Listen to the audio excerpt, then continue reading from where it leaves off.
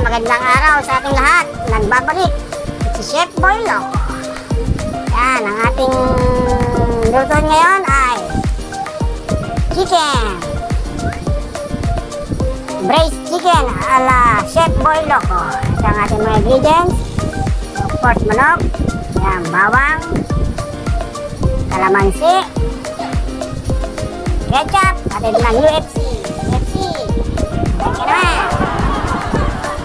Oyster sauce. Mamasitas oyster sauce. Mamasitas. At Coke ang ating secret ingredients. Meron pa tayong secret ingredients yan mamaya. Kaya halo. May sponsor natin yan. Wala pa man. Salamat. Yan. Pagsasama-samahin lang natin yan lahat. Bawang. Kalamansi. Ketchup.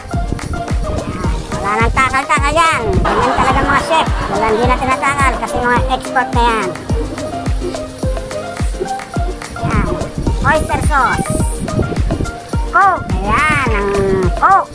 Break ka naman. Maraming Coke. Yan. Sama-sama lang po lahat yan. At siyempre ang seasoning. Ang paminta. Paminta ni Kaka. Yan. Paminta ni Kaka. Yan. Tapos asin. Yan. Si Dodong, galit sa asin yan. Tignan mo. Ang daming naglagay. Yan. Dodong, tama na. Umalat na naman.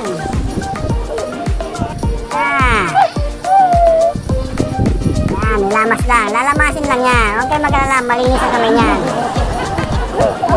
Malinis ang kamay niyan. Lalamasin lang yan. Paghalo-haluin lang yan. Pag napaghalo-halo na yan. Yan. Ay, may naligaw. Sino ba yun? Ayan, yung pogi nag-extra na naman. Yan. Tapos nun. Yes lang yun. Tapos, ayan na po. Ang after 24 hours, ayan na po siya. Yung marinate natin, yung lalagyan natin yung dyan.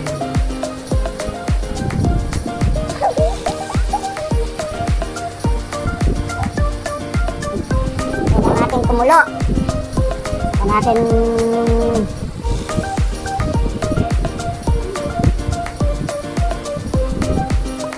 Ayan. Pag kumulo na, halo-haloin lang natin. Hantayin lang natin yan. Maubos yung sabaw niyan. Mag-simmer yan. Storbo naman dito. Pag nag-simmer na yan, umunti na yung sabaw. Pwede na yan.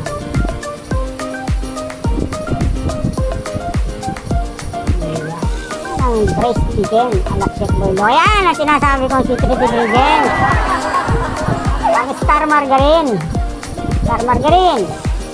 Yan, lalagyan mo natin yan para yung lasa manuot at mag-iba. Yan ang star margarine. Secret ingredients na sinasabi ko kanina. Hintayin lang natin yan mag-simmer. Umunti yung sabaw. Pag umunti yung sabaw niyan, yan na mag-ano yan. Manunuot na ang sarap niyan.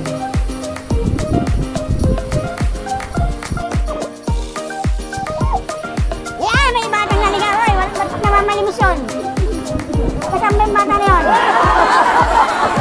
Kumunti na po ang sabaw. Tama, yan na po yan. Yan yung ating hinihintay na consistency ng sabaw niya. Yan, malapit na po yan. 1 minute yan, okay na yan. Magre-ready yan. Huwag lang mainit.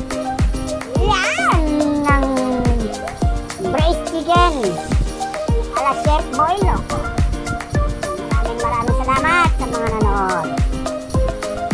At taog na naman ng isang kalderong kanin. Maraming salamat sa mga nanood. Pindutin lamang ang follow button para tayo magkasama-sama. At God bless sa ating lahat.